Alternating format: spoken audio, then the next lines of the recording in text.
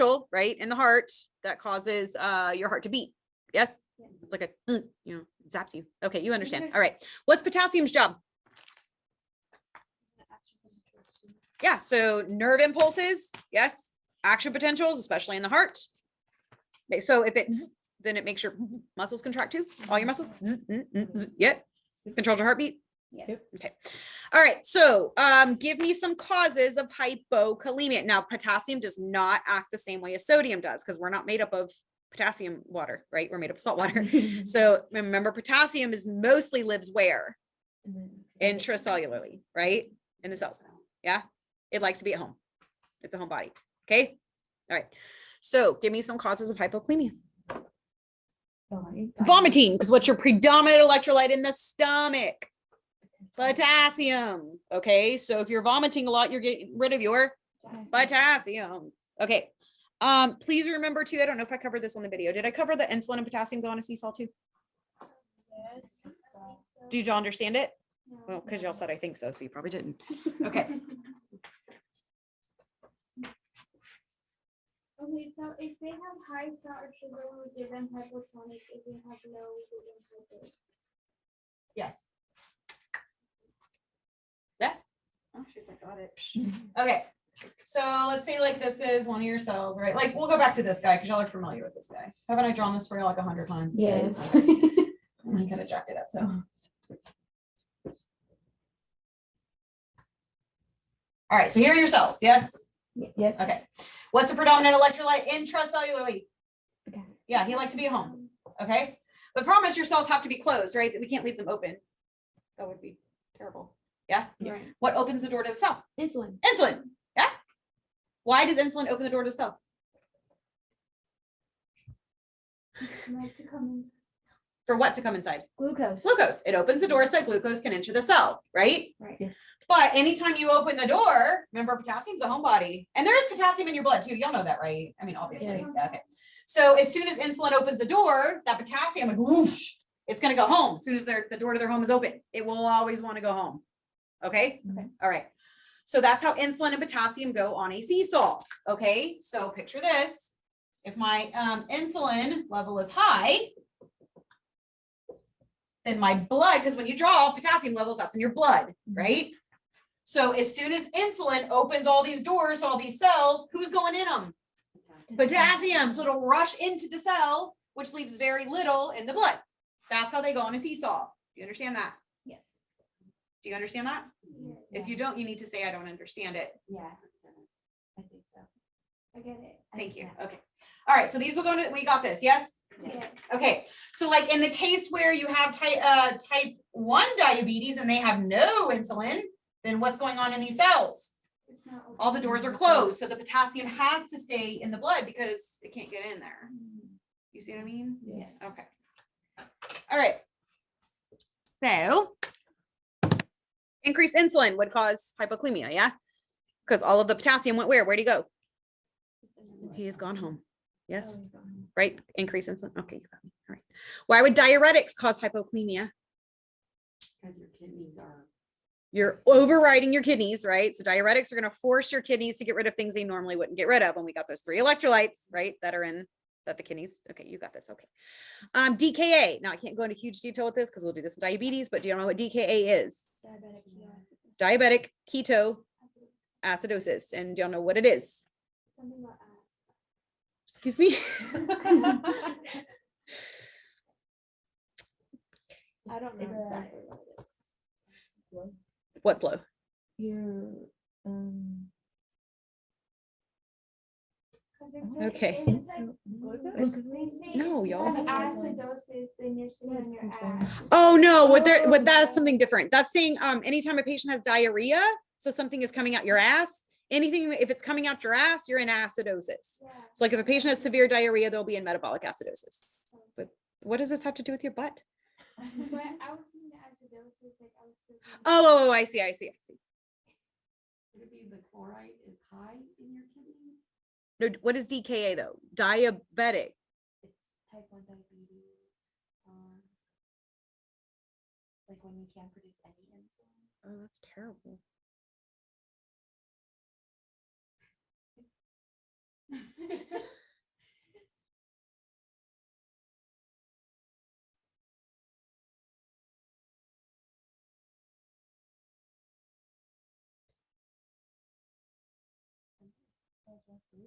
Okay, so that's a good start. Okay. Okay, so we'll just come back to it.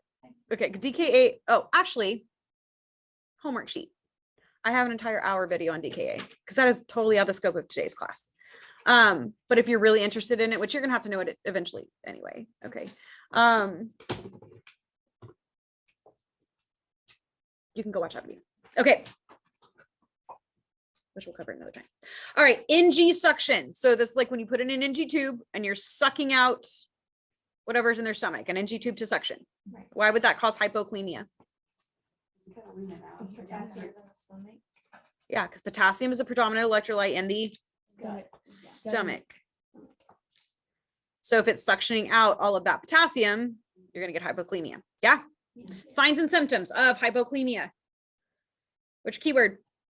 Okay, so arrhythmias, dysrhythmias, any of those words are no. Y'all know arrhythmia and dysrhythmia are basically the same thing. Yes. Nobody ever told me that. Okay, so I was like, on the EKG, how do we know what their potassium's doing?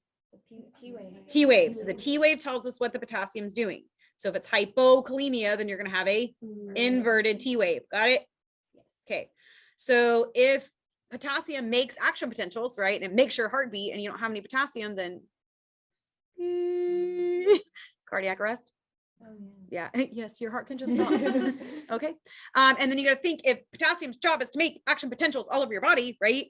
And it's not doing that anymore. So you don't have any like electrical activity throughout your body. Yes. So how are they going to feel? Lethargic, and their muscles are going to feel weak. What's their gut going to do? Stop. So constipation. They can get an ileus. What's an ileus? Well, it could be from a block, but an ileus means that your gut is frozen. It's not moving at all. That's very bad. Damn. I mean, you can die from it. It's very serious. Okay. All right. So how do I fix hypokalemia?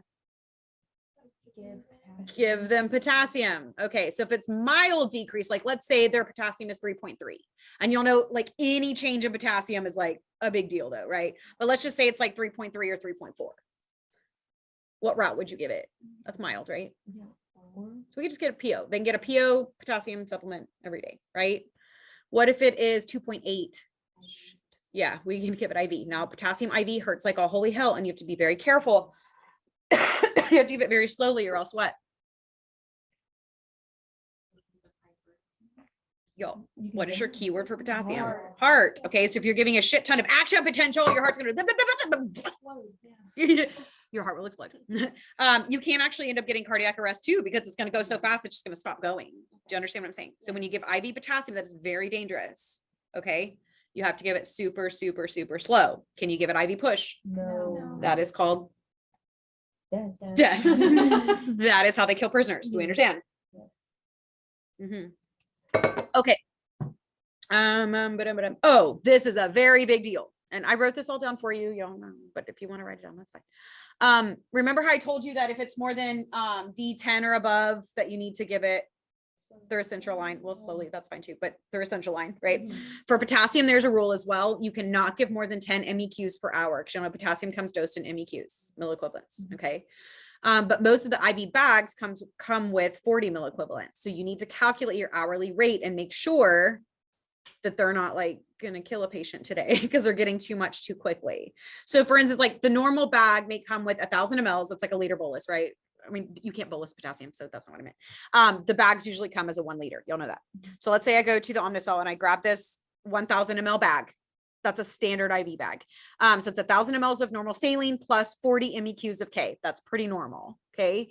And the doctor orders 260 mLs an hour.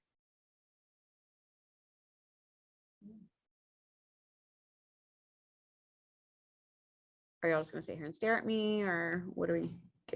You're going to have to try to maybe calculate it or something.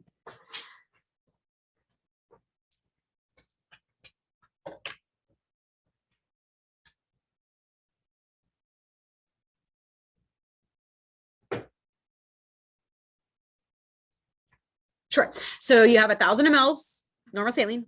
Okay. There's 40 MEQs of potassium in the bag. Okay. And the doctor orders it to be given at 260 mLs per hour. Correct.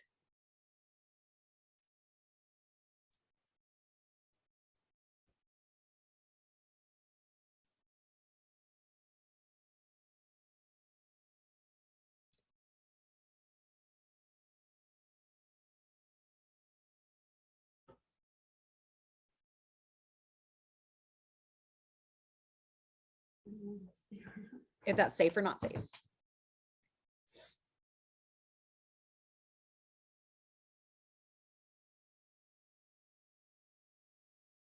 And you said that you can't do more than 10. You can't do more than 10 MEQs per hour.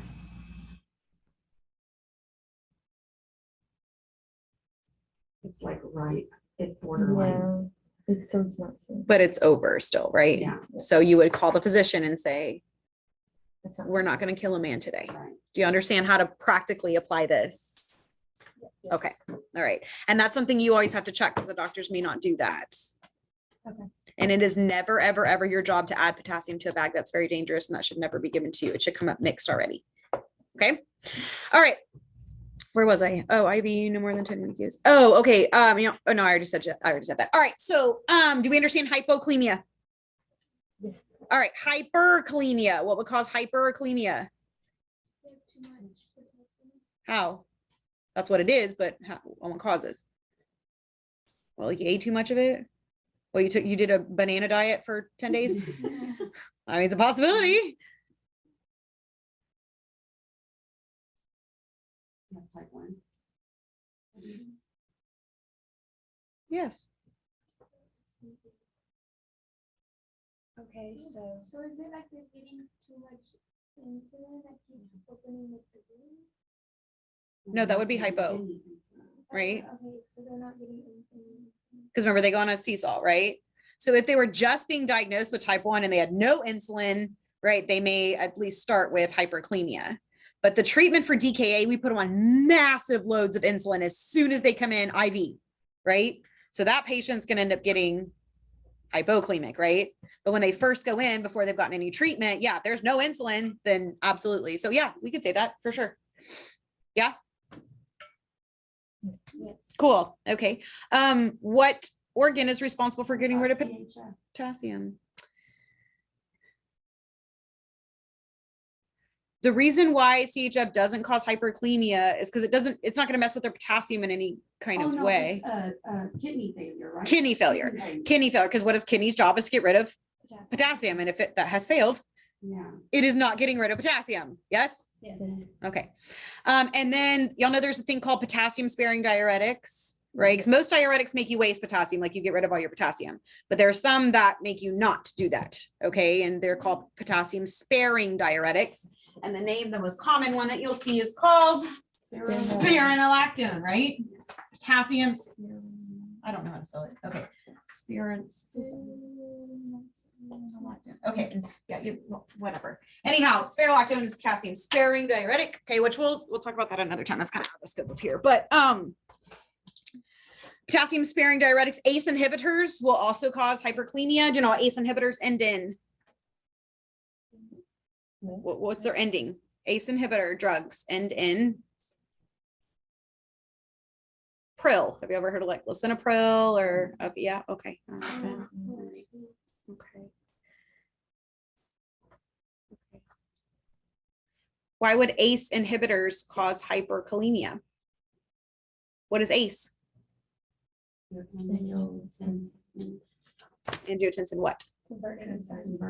Okay, so if it's an ACE inhibitor, then it inhibits the enzyme.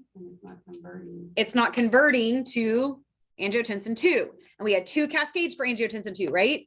Aldosterone, which holds in Water. Oh, sorry. sodium and water, and ADH, which holds in water. Okay, so most of the time when you've got the RAS system, it's going to hold in salt, right? But if you're blocking the end result, where's your salt going? Out. It goes out, right? Do you understand what I'm saying? The RAS system holds fluid in. If I'm blocking the end of the RAS system, then the salt and water is going to go out of your body. You're going to pee it out. So if you're peeing out all your salts, right? Sodium and potassium go on a. So if your salt goes down, your potassium goes up. That's how potassium sparing diuretics work. And that's how ACE inhibitors work. Do you understand what I'm saying? Yes. Okay. All right.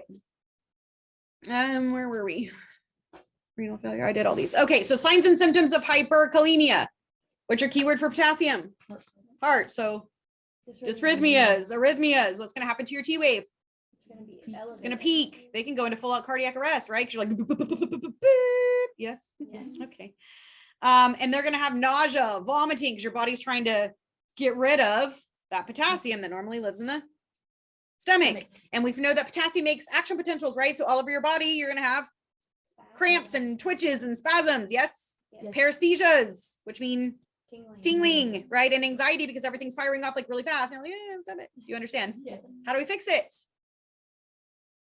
This is one of the most vital things I could ever teach you. Give salt. Get a piece of paper out. Okay.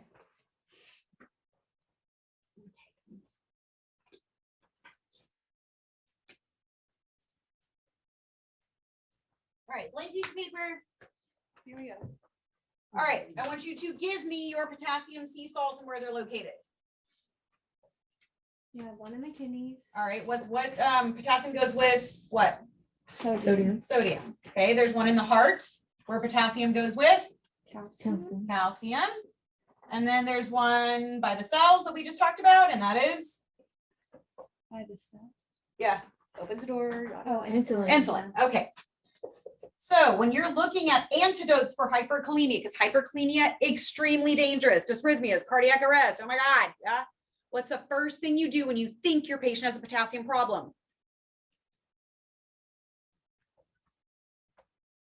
Y'all, what's your keyword for potassium? So what's the first thing you want to do? EKG. What's the first thing you do when you think your patient has a potassium problem? EKG. You understand? Yes. Okay. So when I'm looking at antidotes for hyperkalemics, hyperkalemia, very dangerous, right? Life-threatening dysrhythmias, like they could just totally just code out on you. Yes, that's not even a word. They could code on you. Okay. So when I'm looking for antidotes for hyperkalemia, there are 6. This is so important. It is in every nursing school, in every class, and NCLEX, ATI, HESI, they love this. You got to know this, okay? But you need to understand why and not just memorize them. Okay, so antidote number 1 for hyperkalemia. Calcium. Okay, calcium gluconate is the type of calcium. Okay, antidote number 2. Sodium bicarb. Antidote number 3. Insulin. Insulin. Now, what happens if my patient is non-diabetic? What happens if they're not diabetic and I give them a shit ton of insulin to fix their potassium problem? You have to give it with. You're gonna bottom them out, right? With blood sugar. Their blood sugar's gonna be like 2, and you're like, I'm sorry. Okay, so we should also give them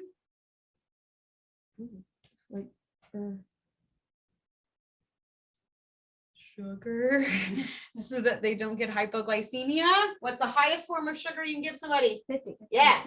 So if they're not diabetic, I would give them insulin plus D50 so that I don't kill them with their hyperglycemia. You understand that? Yes. If they are diabetic, the insulin will probably do some good. Yeah? Yeah. Do you understand why these sea salts are so very important? Okay. So if nothing in your body is working and everything fails and we just take out all your blood, clean it out, clean all the potassium out and give it back to you. What's that called? Dialysis. Okay. There is an actual antidote for hyperkalemia. Okay. I cannot tell you how important it is that you know this. There is no nursing school on any exam that I've not seen this covered. They love the crap out of this. Now the brand name is called K-Exolate, which, oh, that'd be so easy to remember because it has a K in it, right? Like potassium, yes. But they're not going to say K-Exolate on an exam because that's a brand name. They're going to say it's a generic name. Yeah, I cannot tell you how important this is. I made them because they kept forgetting it in farm. I made them write it 10 times on their paper like we were in Catholic school. So it is called sodium polystyrene sulfonate. Oh my God. Which you probably would be able to get it on an exam anyway because it has Sodium. yeah. But you'll have to know this. It's coming back to get you in 2nd semester, and you'll see it again in 3rd semester, and you'll see it again in 4th semester, and you'll see it again every day you go out onto the unit. Okay. Sodium polystyrene sulfonate. Now, how does your body normally get rid of potassium? I've asked you this question about 100 times today, huh? You pee it out.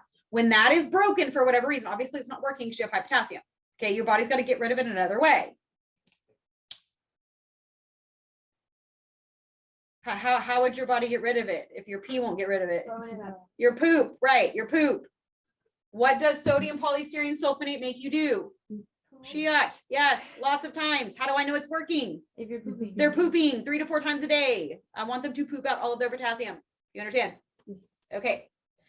And then the last one, this one's actually kind of fun if y'all want to play with it. Let me see how much time we got. Shit. Well, okay. I don't have a lot of time to spend on this, but we'll see if we can have fun. Do you know what albuterol is? Huh? Yeah, it's a what? Broncho dilator. Okay, so how the hell would that help with my potassium? Because it's causing vasodilation or something. Isn't it high? What's the question? What is albuterol? Like, how does it work? What's its job? Y'all said you use it for asthma, so. It opens the airway. All right, it is a bronchodilator. How does it work though?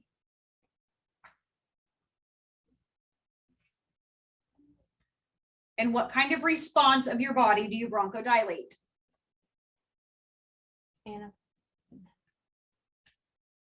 What part of your body? No, like Allergic what- reaction. No, that closes it. Oh.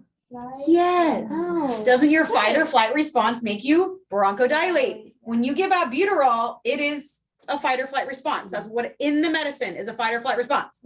That's what makes you Okay. jittery. Yes. So albuterol is a fight or flight response. What hormones are coming out?